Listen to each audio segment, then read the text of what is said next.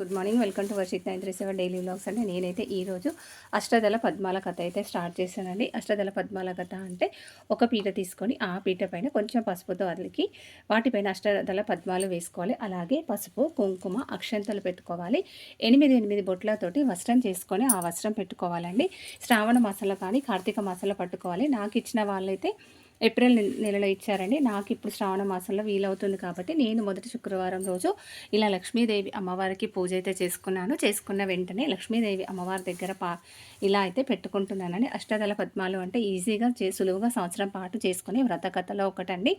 ఇలా సింపుల్గా చేసుకోవాలండి. అష్టదళ పద్మాలు చేతితో కానీ అచ్చుతో కానీ వేసుకోవాలి.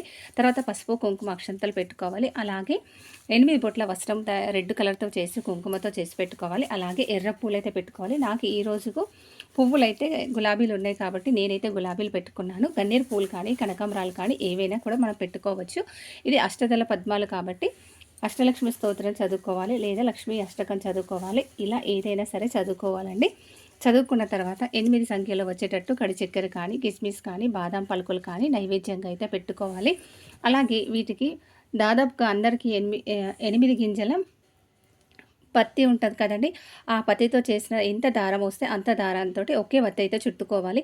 దాదాపుగా 8 గింజల పత్తి మాకు దొరకట్లేదు అనుకున్న వాళ్ళు, నాకు ఇచ్చిన వాళ్ళైతే ఇలా 8 గింజల పత్తి దొరకలేదు, మేమైతే 8 పోగుల వత్తులు 8 అయితే వెలిగించుకున్నామన్నారండి. నాకు 8 గింజల పత్తి దొరికింది. నేను దాంతో కొన్ని దారం తీసి ఒకటే వత్తి అయితే చుట్టుకోవాలి. ఎంత పత్తి వస్తుందో అంత దీన్ని నూనెలో తడిపి మనం దీపాన్ని అయితే వెలిగించుకొని అగరబత్తులు ఇచ్చి హారతి ఇచ్చేసి నైవేద్యం చూపిస్తే అయిపోతుందండి. కాకపోతే మనం సులువుగా చేసుకోవాలి. ఇది సంవత్సరం పాటు చేసుకోవాల్సింది, అంటే ప్రతినిత్యం కాదండి. మనం ప్రతి నిత్యం చేసుకోవాల్సిన అవసరం లేదు. 56 శుక్రవారాలు వస్తే ప్రతి శుక్రవారం ఈ ముగ్గు అయితే కొట్టుకోవాలి. అష్టలక్ష్మి స్తోత్రం చదువుకోవాలి. 8 అష్టదళ పద్మాలు కొట్టుకోవాలి. పసుపు, కుంకుమ, అక్షంతలు పెట్టుకొని పువ్వులు పెట్టుకొని ఇలా అయితే చేసుకోవాలండి. దీనికి చెల్లింపు అయితే 2 బ్లౌజ్ పీసులు, 8 గాజులు 8 మందికి వచ్చేలాగా ఇవ్వాలి. రెడ్ కలర్ బ్లౌజ్ పీసులు, అలాగే 8 గాజులు, పుట్నాలు, బెల్లం, పండు, తాంబూలం, అలాగే ఒక ఒడి బియ్యం ప్యాకెట్. అంటే నాకు ఇచ్చిన వాళ్ళు అలాగే ఇచ్చారండి. 8 మంది ముత్తైదులకైతే ఇవ్వాలి. ఇది చేసుకున్న వాళ్ళకైనా చేసుకొని వాళ్ళకైనా ఇవ్వచ్చు.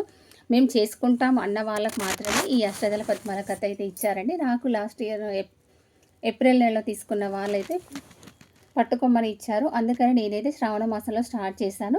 మనం ఏదైనా సంవత్సరంలో ఏదైనా ఒక మంచి రోజు చూసి ఈ సగం కథ అయినా సరే అని మనం చెల్లించుకోవచ్చు.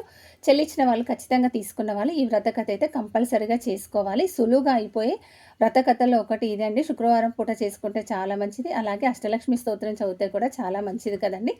అలా చదువుకొని ఈజీగా సింపుల్గా చేసుకోవాలండి. 8 పలుకులు కానీ ఏదైనా సరే నైవేద్యం అయితే పెట్టొచ్చు. లక్ష్మీదేవి శ్రావణ మాసం కాబట్టి నేనైతే ఈరోజు పట్టుకున్నాను. మళ్ళీ ఎప్పుడైనా సరే చెల్లించుకోవచ్చు. ఎవరు దొరకలేరు పట్టుకునే వాళ్ళు ఎలా అనుకుంటున్నారా అండి? ఒక్కరి అయితే తల్లికైనా ఇవ్వచ్చు, లేదా బ్రాహ్మణ ముత్తైదులకైనా ఇవ్వచ్చు, చేసుకున్న వారికైనా ఇవ్వచ్చు, కొత్తగా పట్టుకునే వాళ్ళకైనా ఇలా ఇవ్వచ్చు అండి. నేనైతే పట్టుకున్నప్పుడు మాత్రం నేనైతే ఈసారి స్టార్ట్ చేశాను. తను అయిపోయింది కాబట్టి నేను వాళ్ళకి ఇవ్వచ్చు, ఇంకా కొత్త వాళ్ళకి కూడా ఇవ్వచ్చు చెల్లించుకునేటప్పుడు. నాకైతే ఓడిబియ్యం ప్యాకెట్, ఒక ప్లేటు, 2 బ్లౌజ్ పీసులు, ఒక డజన్ బ్యాంగిల్స్ అయితే ఇచ్చిందండి. నేను కూడా అలాగే చెల్లించుకోవాలి కాబట్టి నేను కూడా అలాగే చేసుకుంటున్నాను. సులువుగా చేసుకునే అష్టదళ పద్మాల కథ అండి. మీరు కూడా ఎవరైనా స్టార్ట్ చేయాలనుకున్న వాళ్ళు శ్రావణ మాసం కాబట్టి చేసుకోండి.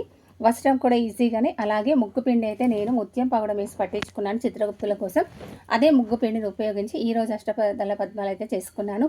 మనకు 8 గింజల పత్తి దొరకదు అనుకున్న వాళ్ళు 8 పోగుల వత్తులు 8 వెలిగించి ఈ పూజ అయితే చేసుకోవచ్చండి. నాకు ఇచ్చిన వాళ్ళు అలాగే చేసుకున్నారు. కానీ నేనైతే ఈరోజు స్టార్ట్ చేశాను కాబట్టి ఇలా పెట్టుకున్నాను, నాకు దొరికింది కాబట్టి.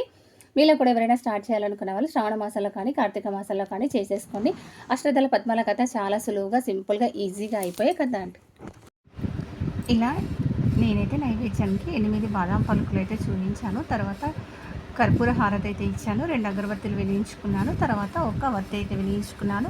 8 గింజలతో చేసిన వత్తి, లేదు అంటే 8 పోగుల వత్తులు 8 కలిసి ఒకటి వెలిగించుకోవాలి. ఈజీగా సింపుల్గా అయిపోయి అష్టదళ పద్మాల కథ.